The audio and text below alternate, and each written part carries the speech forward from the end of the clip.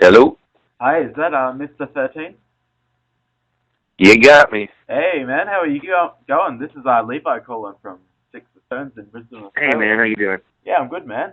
How are all the interviews treating you so far? So far so good. You're number 3. Oh, number 3. I like that. Is there going to be a Yes. number 13 or not that many today? I don't know if I get that many today. Uh, But I get close. Too bad. Yeah, I've actually talked to you a few times before. I think I helped promote the last tour, which you're only here like, must have been like 8 months ago, was it? Yeah, we had 3 shows in April, I believe. Yeah, cool. How did the tour go? It's great. It's always amazing there. It's just always kind of quick. We kind of just go in, play 3 shows, and go straight home. And it's just kind of like, what just happened? It's like a time machine or something. Yeah, it feels like you're here pretty often. But the shows are awesome. I mean, it's one of my favorite places to tour, and the shows were crazy, like they always are. And yeah, I'm excited. I'm excited to be bringing this version of the show there. So that'll be a different thing, but I think it's going to work perfect. Yeah. I've noticed you do a lot of different kind of shows, like you do the Bourbon Crow show, and then you do the Fang Bang in its entirety, and then you do like a greatest hit sort of thing.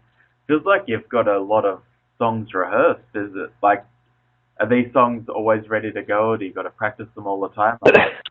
Seems like you know No, what I'm I wish we could just pull them out and just we're getting better at it. Yeah. But yeah, definitely over the years we've definitely learned some, but we always have to rehearse stuff. Like for Fang Bang, we actually had a few days before that show that we actually rehearsed here in Los Angeles for like 2 days and worked on it, and then we also rehearsed during sound check the day before and everything. So we had a little bit of time to work on it. The acoustic thing, there's it's all over the place. I mean, I have a list right now of probably like 40 songs that we could pick from. That just we just kind of got to brush up on them. So yeah, the acoustic thing is cool because I can cover pretty much my whole career and catalog of everything, whereas the show with the full band lately has been more of the new material and more of a theatrical kind of show stuff. So I can't really go back and touch on all these old songs. And so what's cool with the acoustic thing is I can tell the stories behind them and tell how I wrote this song and this and this. So it's a completely different show from what I did last April. Is basically what I'm saying. Yeah. And you're also doing a Bourbon Crow show. Is that going to be mixed in with the Wednesday show, or is that just going to be like the first kind of opening band sort of thing? It's gonna be mixed in the middle of the Wednesday show. I was originally going to do it first, but I think it's going to be cooler just to have it kind of come out in the middle because the Bourbon Crow audience and just the way it kind of goes, it's really a drinking band, so we really encourage the audience to drink a lot. So we did that first. I don't think anybody would be able to stand up by the time I did the Wednesday show, so we're just going to make it in the middle, so it'll be perfect timing for it. But yeah, the Bourbon Crow thing is it's something I've last time we toured with that was only in the States, and we did that back in 2009 for about 2.5 weeks. So it'd be cool to finally get it out to somewhere different. And I know when we were in Australia this past April, there was so many people wearing Bourbon Crow shirts at our shows. So just when I mentioned the idea of it possibly coming there, they were so excited. So I think it's going to be a really, really fun thing. Yeah, for sure. And I know with the Bourbon Crow, it's got a lot of country influence. And I noticed with myself, like over the last few years, I find myself listening to people like Johnny Cash and even sometimes Willie Nelson much more than I would have, 10 years ago. I never would have listened to it 10 years ago. Just guess for yourself, when did you get into country, the Western style of music? Well, the thing is, I mean, I grew up on it, and my parents had it on the radio constantly. I grew up in North Carolina. I grew up in the South, where everything's pretty much country there. But when I was younger, I didn't really listen to country because you didn't want to like what your parents liked. Yeah. And plus, I didn't really understand it, and I guess as I got older, when you're a little kid, 7, 8 years old, you're not going to relate to to a Waylon Jennings song or a Johnny Cash song, because you don't know what the hell he's talking about. Mm-hmm. And when you get older and live life a little bit, a lot of these old country songs can really relate to you. And I find a lot of this old outlaw country stuff, like there ones from Waylon Jennings to you mentioned Johnny Cash, Willie Nelson, all these David Allen Coe, all these guys that did these kind of underground sort of things and just did their own thing and just didn't follow any kind of trends. And I don't know, it was just really kind of punk rock almost. And so all that kind of, I found myself listening to that stuff, as I got older, and now it speaks to me. And so whenever the idea of doing Bourbon Crow came around, that's exactly what we were listening to after the shows. And found myself listening to all that kind of stuff after the concerts, and I'm like, I want to put a band together that's kind of something like that. And that's when Bourbon Crow was born, 10 years ago. Yeah, I always feel like there's a lot of Americana in your influence, because you're a big fan of the golden era of horror movies, and Vincent Price and Bela Lugosi, and then you're also a big fan of the early kind of rebel Western music as well. Would you say Americana's a big influence for you? Oh yeah, definitely. Yeah, for sure. Now, you are a big fan of horror movies.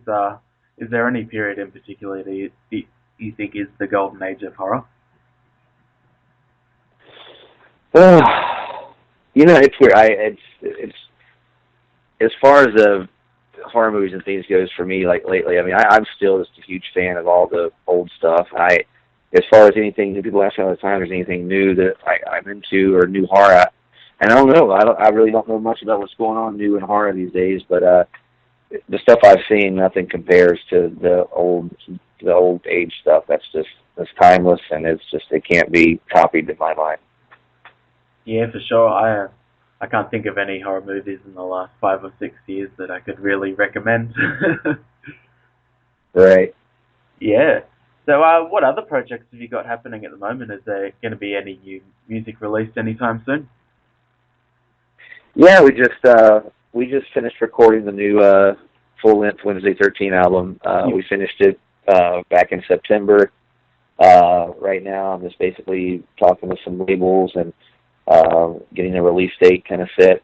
Hoping for an April 2017 release, and it turned out way beyond anything I thought it could have turned out like. And it's definitely my favorite thing I've ever recorded, and I think the fans are going to love it. It's a really heavy, dark, spooky record, and I can't wait to get out on tour and play these songs live, because they're stuck in my head. I got to get them out live and execute. Do you think we'll hear any on the Unplugged Australian tour? It's possible, since that'll be right around the time I'm hoping for release on it. So we may work a song or something into the set by then. I'm sure we will. Yeah, cool. So what's America like at the moment? I turn on the news and it seems to be riots and stuff going on. Is that a good representation, or is that just a couple of little pockets here and there? I'm not sure. I mean, I live in Los Angeles. I live in West Hollywood right now, and I saw some protesting. Because I live right down from a big CNN, the big news thing down the street here, and I saw some people kind of marching and protesting some stuff, but there was no violence or anything like that. And just what I've seen on television and stuff like that, it seems like it's calmed down a bit right now. But yeah, it's only calmed down for a moment, so I'm sure it'll stir back up again as soon as that idiot opens his mouth. Yeah. And, yeah, it's pretty much like a circus. It doesn't really make a whole lot of sense to me. Why either one of those people were the final choices, but we had to choose between it. Just how I even got to that point is dumbfounding. It boggles my mind. Yeah. But it's just, I don't know. It's entertaining, that's for sure, and I'll be interested to see how the world turns out. Yeah. Yeah, cool as, man. Well, I don't actually have that many more questions. Oh, I actually would like to ask, what are the kind of 5 top albums that you got in your CD player right now? That has your music changed a lot over the last few years? Let's top 5. I'm obsessed with the band Killing Joke, so I pretty much have their catalog that's constantly playing. But their newest release, Pylon's an awesome record, and so I've kind of had that sort of blasting. What else have I had lately? It's weird. I really haven't been listening to anything.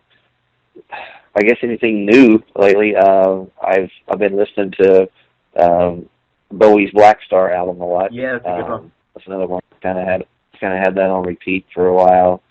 Trying to think anything else. Been listening to Stevie Wonder lately. Mm-hmm. And Derek Hall and John Oates. Been listening to that lately too. And Huey Lewis in the news.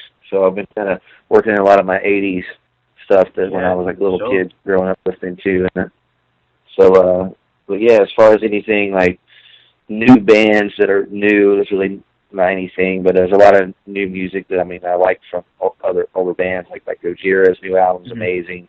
I really like the new Fear Factory a lot. So yeah, there's a lot of good heavy stuff. I've become a metalhead over the past 7-8 years now. Did you check out the new Metallica one? Yeah, I've been checking all their videos out of. Actually, checked them out some of them this morning when I got up. So yeah, it's cool to see Metallica doing stuff and having fun, and yeah, so it's cool. Like they're making a video for every song on the record. That's pretty cool. Yeah, I guess with the YouTube, someone else is going to upload your song, so you might as well get some money from it, I guess. Yeah, exactly. Yeah, for sure, man. Well, looking forward to the tour. I'm definitely going to be there, taking photos and getting into it. I think it'll be the 3rd time I've seen you live, so it's going to be great. So I hope the tour goes well for you and the new album. Awesome, man. Thank you. All right, thank you very much. Have a good day. Cool, man. We'll talk to you soon. Thanks. Bye. Bye-bye.